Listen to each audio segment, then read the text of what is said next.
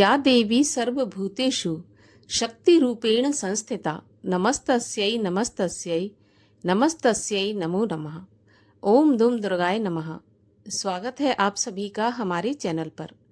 आज के इस वीडियो में आप सुनेंगे 10 महाविद्याओं में से माता के छठे स्वरूप अर्थात छठी महाविद्या माता त्रिपुर भैरवी की कथा। माता त्रिपुर भैरवी की कथा के साथ साथ आज आप दुर्गा सप्तशती के 11वें अध्याय की कथा का भी श्रवण करेंगे। इसके अलावा हमारे चैनल पर सभी प्रकार की व्रत कथाएं और महात्म आप सुन सकते हैं।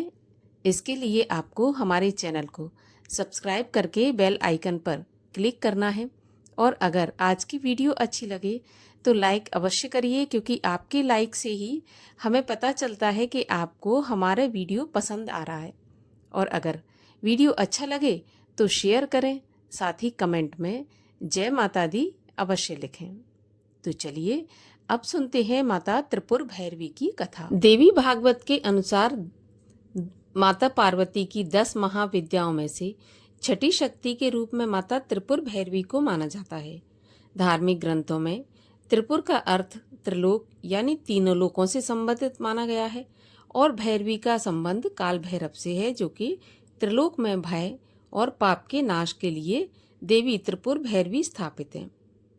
त्रिपुर भैरवी की जयंती पर लोग देवी काली और माता त्रिपुर सुंदरी का पूजन अर्चन करके उनसे सफलता और अच्छे जीवन का वरदान प्राप्त करते हैं। देवी त्रिपुर भैरवी के प्रकट उत्सव के दिन माता त्रिपुर भैरवी की पूजा करके जीवन खुशहाल होता है। हिंदू धर्म के एक प्रसिद्ध ग्रंथ नारद पंचरात्र में माता का वर्णन मिलता है। इसके अनुसार एक समय देवी काली ने अपने मूल रूप में वापस आने का फैसला किया और वे गायब हो गईं। और जब भगवान शिवजी उन्हें नहीं ढूंढ पाए तो शिवजी ने नारद जी से देवी काली को ढूंढने को कहा। तब नारद जी ने उन्हें बताया कि देवी काली सुमेरु पर्वत के उत्तर में है।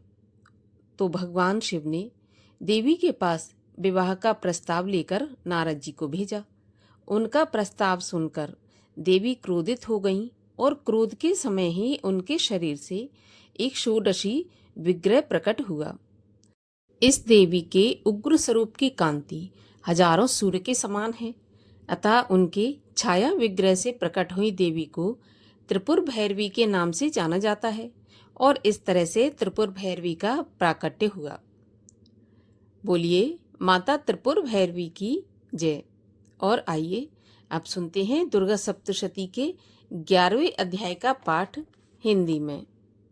ऋषि बोले, देवी जी ने जब दैत्यराज महाअसुर शुंभ का वध कर दिया तब इंद्र आदि सभी देवता अग्नि को मुख्य करके अपने मनोरथ सिद्धि के लाभ से सभी दिशाओं को दमकते हुए मुख कमलों से प्रकाशित करते हुए उस कात्यायनी देवी की स्तुति करने लगे। देवता बोले, हे शरणागतों के संकट निवारणी देवी, हम पर प्रसन्न होइए। हे सारी जगत की माता, हे विश्वेश्वरी, विश्व आप ही हो। हे देवी, आपने इस सारे जगत को मोहित करके रखा है। पृथ्वी पर आपकी प्रसन्नता से ही मुक्ति का लाभ होता है। हे देवी जी, सभी विद्याएं आपका भेद हैं। जगत भर की सब स्त्रियां आपकी ही मूर्तियां हैं। हे जगदम्बे, आप अकेली ने ही सारे जगत को व्याप्त किया हुआ है। आपकी स्तुति क्या हो सकती है? आप तो स्तुति से परे हो एवं परावाणी हो, जबकि आप सबकी आधार स्वर्ग एवं मुक्ति देने वाली हो। इसी से आपकी स्तुति होगी। आपकी स्तुति के लिए अन्य कौन सी उत्तम उक्तियां हो सकती हैं? सारे जनों के हृदय में बुद्धि रूप होकर आप ही स्थित हो। हे देवी, स्वर्ग एवं मोक्ष देने वाली नारायणी, आपको नमस्कार हो। काष्ठादिक रूप से सबकी रक्षा कीजिए।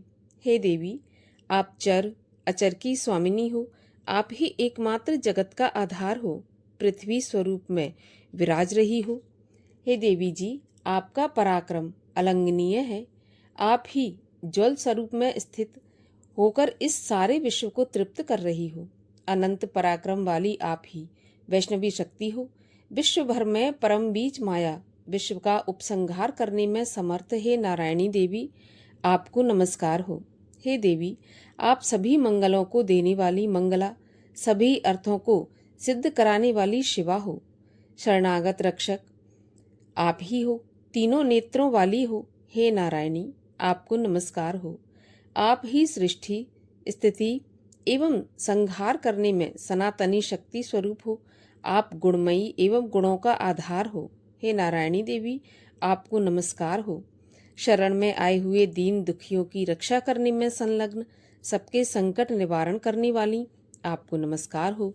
हंसों से जुते हुए विमान पर विराजमान, ब्रह्माणी के रूप को धारण करने वाली, कुश मिश्रित जल छिड़कने वाली नारायणी देवी, आपको नमस्कार हो। महेश्वरी के स्वरूप में त्रिशूल, चंद्रमा और सर्पों को धारण करने वाली, महावृषभ पर बैठने वाली नारायणी, आपको नमस्कार हो। मोर तथा मुर्गों से आवृत महाशक्ति, कर में धारण करने वाली, महापाप रहित कौमारी रूप में स्थित, हे नारायणी, आपको नमस्कार हो। शंख, चक्र, गदा, शांग इन उत्तम अस्त्रों को धारण करने वाली वैष्णवी शक्ति स्वरूप प्रसन्न हो। हे नारायणी, आपको नमस्कार हो।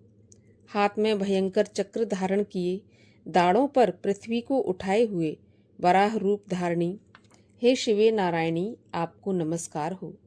भयानक नरसिंह का रूप धारण करके दैत्यों का वध करने के लिए उद्यमशील, त्रिलोकी की रक्षा करने में परायण नारायणी, आपको नमस्कार हो। हजारों उज्ज्वल नेत्र धारण करने वाली, किरीट धारणी, महावज्र धारणी, वृत्तासुर के प्राण हरने वाली, इंद्र शक्ति स्वरूपा नारायणी, आपको नमस्कार हो। शिवदूती के स्वरूप से दैत्यों की बड़ी सेना का नाश करने वाली, महानाद करने वाली, भयंकर रूप वाली नारायणी, आपको नमस्कार हो।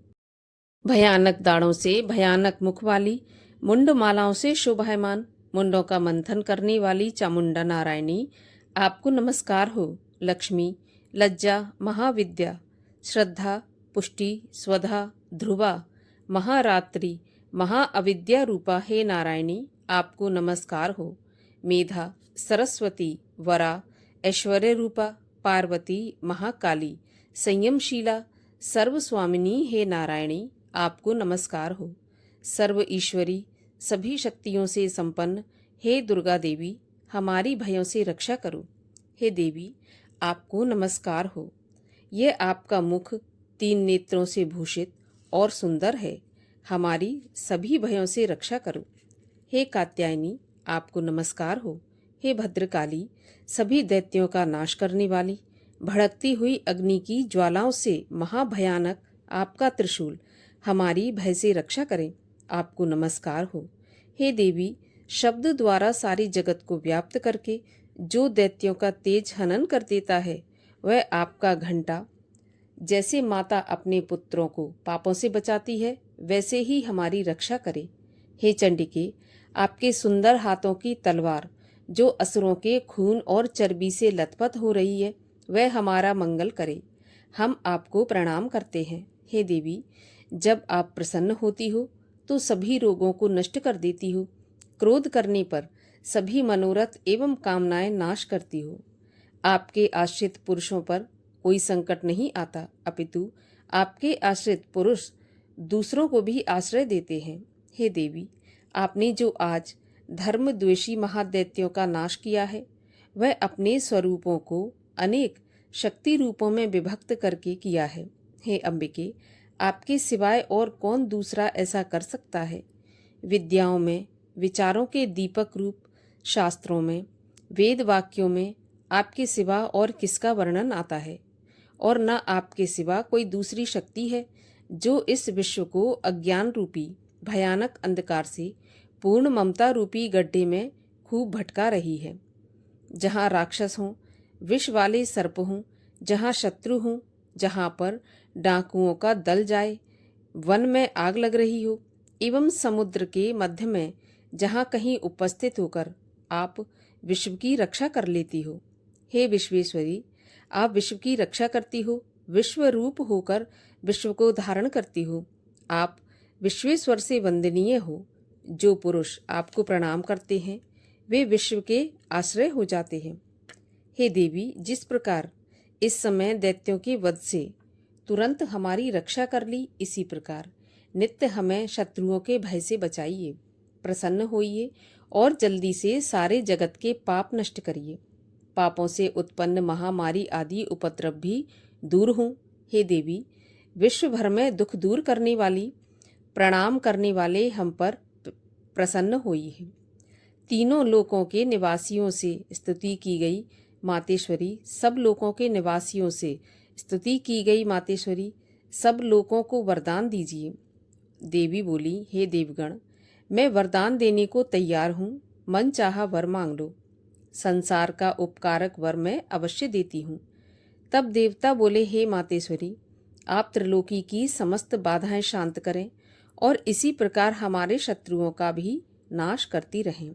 देवी बोली, हे देवगण, वैवस्वत मनवंतर के 28वें युग के आने पर शुंभ निशुंभ नामी 2 और महादैत्य पैदा हो जाएंगे। तब मैं नंद गोप की गृहिणी यशोदा के गर्भ से अवतार लूंगी और विंध्याचल में जाकर निवास करूंगी। फिर पृथ्वी पर महाभयंकर युद्ध से अवतार लेकर वैप्रचित्ति नामक घोर दैत्यों का भक्षण करते समय मेरे दांत भी अनार के फूलों की तरह लाल हो जाएंगे। तब स्वर्ग से देवता और पृथ्वी पर मनुष्य मेरी स्तुति करते समय मुझे रक्तदंतिका कहेंगे।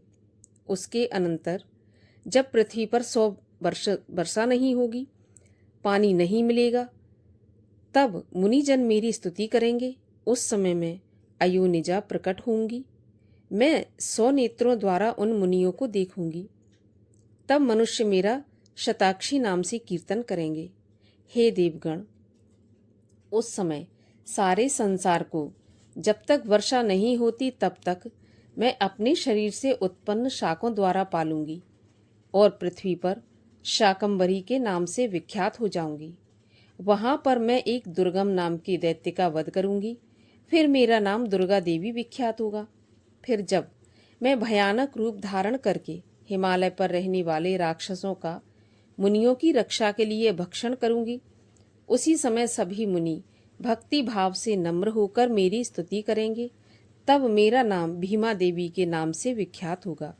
फिर जब अरुण नामक दैत्य तीनों लोकों में भारी उपद्रव मचाएगा, तब त्रिलोक की रक्षा के लिए 6 पंजों वाले असंख्य भ्रमरों का रूप धारण करके उस महाअसुर का वध करूंगी।